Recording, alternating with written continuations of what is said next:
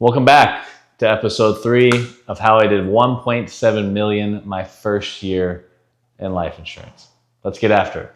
All right, first thing, we're going to go through 5 different pieces. Okay, we're going to go over scripting, we're going to go over tonality, we're going to go over questioning, we're going to go over appointment booking, and then we're going to go over objection handling. 5 main sales skills that you have to understand in any type of sales, but especially in insurance. Let's talk about scripts. Scripts. It is so important to have the proper script when you're in life insurance. If I was just beginning and I didn't understand the lay of the land, I didn't have a good mentor when I first began, and I didn't have someone who understood sales, what I would have done is I would have paid someone who had a script. I would have paid someone who knows what they're doing to teach me. Because guess what? You guys could be spinning your wheels for years and years and years or months and months and months without having the proper script, the proper training, and just told, hey, go get after it and just dial. How many of you have had that happen to you? Okay. So you have to have the proper script in order to be able to get to the next level in life insurance. So you guys can hear me on Instagram at the Insurance Athlete, and you can hear a little bit of my scripts. The people that are obviously on my team, have access to those, and then that is available for purchase. That will be opening up here within the next couple months or so. Okay. So scripting, have to have the correct script, the proper wording, and the proper questioning inside the script as you guys are going through those things. Okay. Let's talk about tonality. Insurance is a very sensitive subject. Okay. We're talking about families' lives. We're talking about something terrible happening to them. Like we're talking about a life-changing moment in that specific family.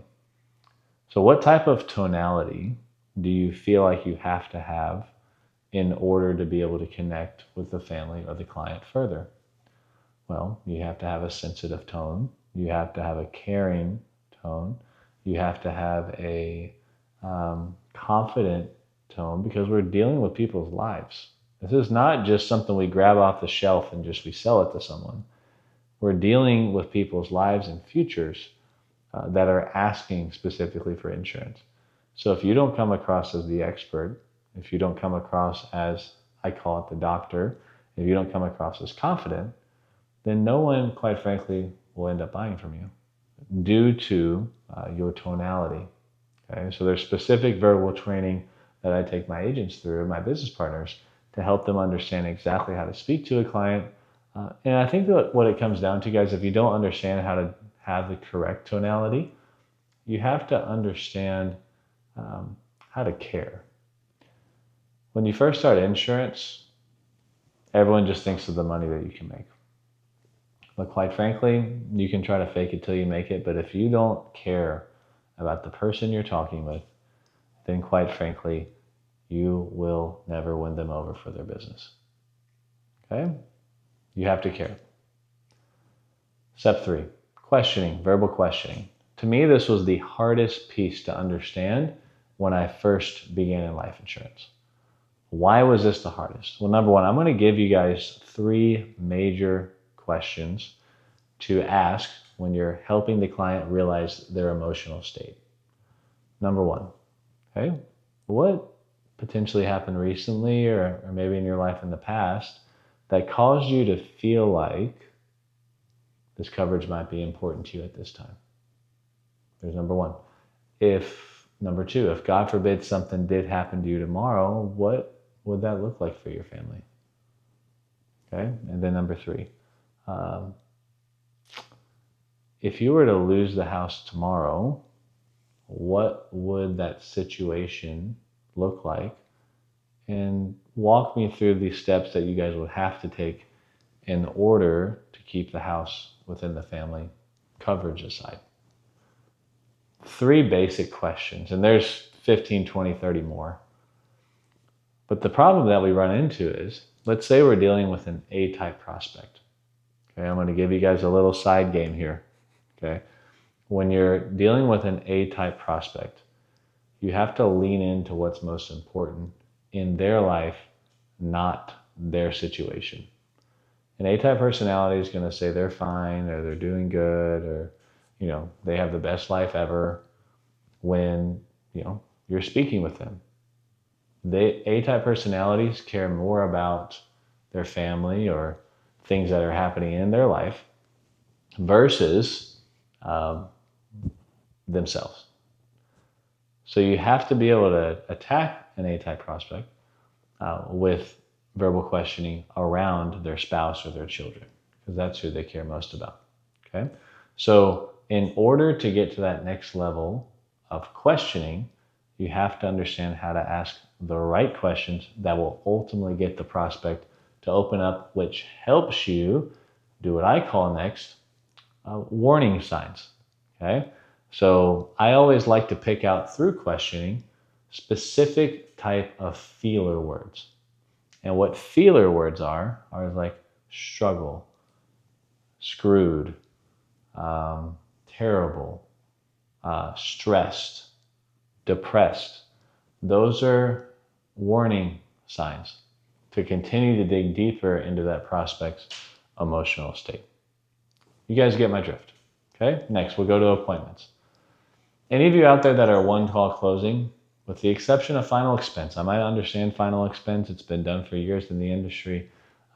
My opinion on one call closing is there's just going to be a lot of churn.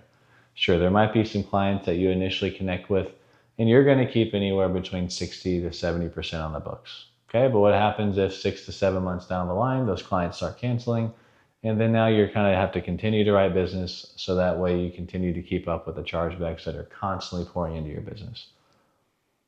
If you guys watch The Ultimate Agent, that will be pictured up here. You guys will notice that I was booking appointments through final expenses as well as life insurance. So I was constantly booking these appointments so it can be done.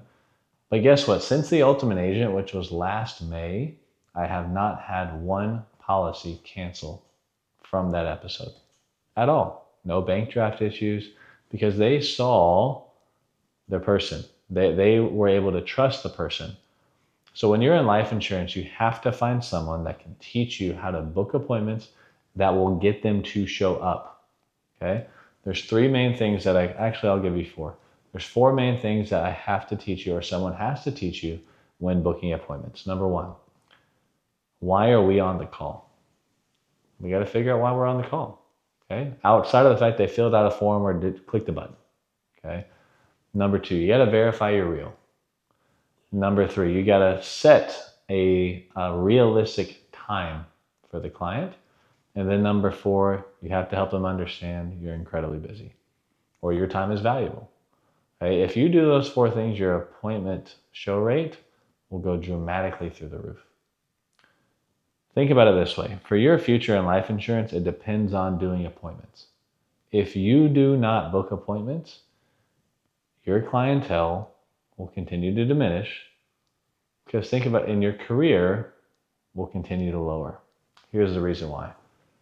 Let's say you're talking with a $2 million annuity client, which in roughly in life insurance is $170,000 to $180,000 sale. Okay. When you're working with a $180,000 client, do you think that client's going to be okay with a one call close? No, will not be. Okay. So in order for you to take the next step up in life insurance, you must learn how to book appointments. And then lastly, on number 5, objection handling. It is extremely important to learn how to handle proper insurance objections. You might be in sales currently, but if you don't know the proper insurance objections that you'll get, you will end up, in many cases, lose the sale. So here's some objection handling techniques that I've used specifically for myself. Number one, never say the word approval as a close because there's going to be more objections that come up down the line. Let's back up a little bit. In order to close someone properly in insurance without getting any objections, it starts off going through the pain of where the prospect is, and then obviously where they want to be, and then what they want to prevent from happening. As long as you do that, you're going to get very few objections. But obviously, here's some popular ones. You might get a think about it. You might get it was too expensive. You might get I don't know what option to pick. You might get whatever other reason there is.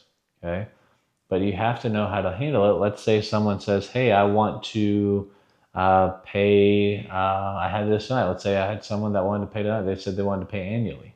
Okay, that specific carrier didn't give the option. But what happens is when you push the product through, they can call in and then pay their entire bill annually. Okay, so there's that. But if you don't know the answer to that, a client's going to feel weird that you don't know the answer of how to proceed moving forward with that specific. It can be an objection. Okay. Um, Number two. Okay. Why do I have to give my banking? Why do I have to give my social? Why do I have to answer all these medical questions? Well, the answer to that is you said you wanted insurance to make sure your family was covered. This is the necessary steps it needs to take. Okay, let's say we're talking about banking. Okay, I like to use the word having an active bank account if I do get an initial banking, but then I go back to the pain of why we're doing this. Okay, the reason it's active because you have to explain to people the reason why they might not be able to get insurance because they might not have an active bank. If they don't have an active bank, then there's no way in the world they're obviously going to receive insurance because that's how you have to pay for it. Okay, it's just like car insurance or house insurance, it's all the same stuff. Okay, there's some tips for you. Okay, those are 5 main sales skills I had to learn within a month to help me do 180,000 my second month, full month in life insurance, and then ultimately 1.7 million issue paid on my first year in life insurance. Okay, these are incredible tips to help you get to the next level in your sales career and help you get to the next level in insurance if you're in the field. If you guys would like to reach out to me, you guys can go ahead and follow me at the Insurance Athlete on TikTok and Instagram. Then in YouTube as well as Instagram and TikTok, you can go and click the link in my bio if you want to book a time on my calendar. I am currently hiring the right people for my agency. I'm looking for specific things, problem solvers. I'm looking for motivated people, people that are coachable, people that are hard workers. If that's you and you want to change your life in a field that I think is probably one of the best fields in America, go ahead and click the link in my bio. And I would love to chat with you guys and see if you guys would be a good fit for what we do here at Crane Financial. All right. Well, I appreciate you guys for watching. We'll see you for the last episode of episode 4. Be the best.